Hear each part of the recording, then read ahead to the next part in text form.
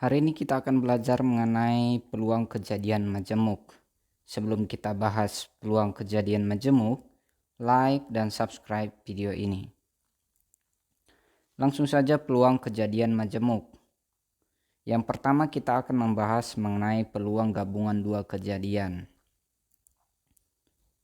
Misalkan A dan B adalah dua kejadian yang berada pada ruang sampel S. Maka peluang kejadian A gabung B yaitu peluang A gabung B itu sama dengan peluang A ditambah peluang B dikurang peluang A iris B.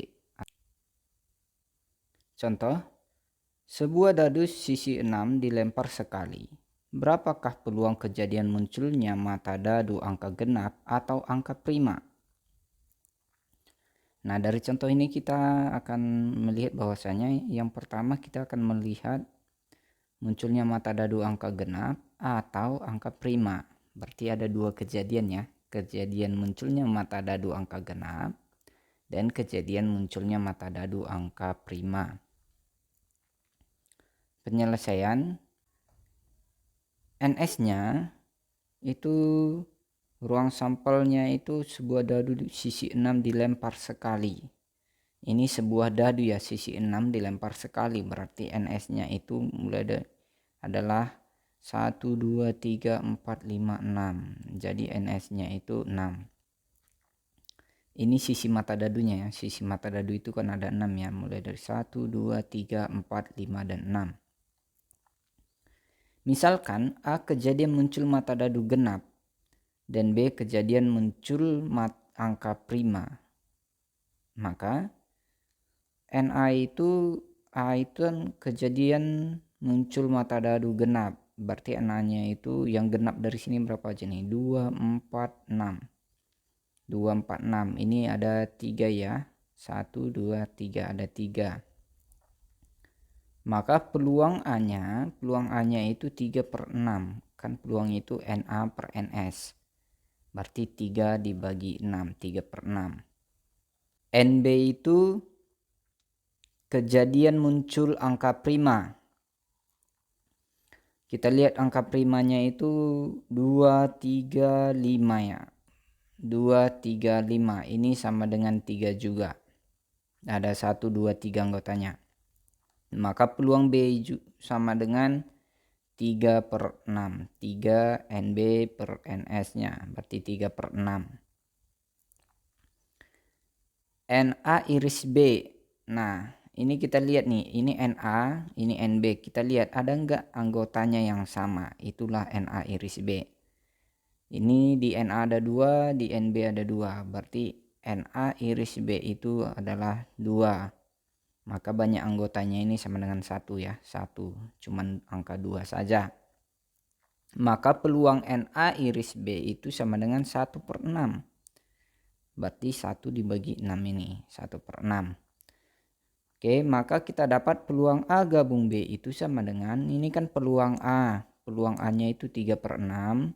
Ditambah peluang B-nya itu 3/6. Dikurang peluang NA iris B itu 1/6. Maka kita peroleh 3/6 ditambah 3/6 dikurang 1/6. Ini sama dengan 5/6 ya. 3 tambah 3, 6 dikurang 1, 5/6. Penyebutnya 6. Oke. Kita lanjut ke bagian nomor 2. Peluang gabungan dua kejadian saling lepas. Jika A dan B merupakan kejadian saling lepas, maka peluang gabungan kejadian tersebut ditentukan dengan rumus peluang A gabung B sama dengan peluang A ditambah peluang B. Nah, ini cuma beda sedikit saja nih. Berarti ini peluang gabungan dua kejadiannya ini kejadiannya tidak saling lepas ya, karena ada irisannya. Ada irisannya. Kalau ini peluang gabungan dua kejadian saling lepas. Kalau saling lepas berarti tidak ada irisan. Jadi peluang A gabung B-nya itu peluang A ditambah peluang B. Contoh, dalam sebuah kantong terdapat 10 kartu, masing-masing diberi nomor yang berurutan. Sebuah kartu diambil dari kantong secara acak, tentukan peluang terambilnya kartu bernomor genap atau kartu bernomor prima ganjil. Penyelesaian, NS-nya itu kantongnya itu terdapat 10 kartu ya. Nomornya berurutan jadi 1 2 3 4 sampai 10. Ini banyaknya ini adalah 10. Tentukan peluang terambilnya kartu bernomor genap, berarti NA-nya itu bernomor genap. Bernomor genap itu 2 4 6 8 10. Ini banyaknya ada 5 ya. 1 2 3 4 5, jadi banyaknya 5. NB-nya itu bernomor prima ganjil. Prima ganjil itu berarti 2 nggak ikut ya. Ini prima genap, 2 itu prima genap. Prima ganjil itu 3 5 7. Maka NB-nya itu ada 3, 1 2 3. Maka peluang A gabung B sama dengan peluang A ditambah peluang B. Peluang A tambah peluang B sama dengan peluang A-nya itu 5/10 ya. Peluang A, NA per NS berarti 5/10. Tambah peluang B-nya, NB per NS berarti 3/10. 3/10. Ini sama dengan 8/10. 5 tambah 3 sama dengan 8/10. Kita sederhanakan, sama-sama dibagi 2. Maka 8 bagi 2 4. 10 bagi 2 itu 5. Jadi bentuk sederhananya menjadi 4/5. Jadi peluang A gabung B-nya itu sama dengan 4/5. Bagian selanjutnya, peluang gabungan dua kejadian yang saling bebas. Jika kejadian A dan kejadian B saling bebas, maka berlaku ini. Peluang A iris B itu sama dengan peluang A dikalikan peluang B. Jadi kalau nanti kita peroleh peluang A iris B itu sama dengan peluang A kali peluang B, maka itu adalah kejadian saling bebas. Tapi kalau kita peroleh peluang A iris B tidak sama dengan peluang A kali peluang B, maka kejadiannya tidak saling bebas. Begitu ya. Kita masuk ke contohnya. Sebuah koin dan dadu dilempar secara bersamaan. Tentukan peluang munculnya gambar pada koin dan angka ganjil pada dadu. Ini ada kata dan, berarti peluang A iris B. Kalau di sini atau berarti peluang A gabung B ya. Itu ciri-ciri menentukannya kalau di soalnya.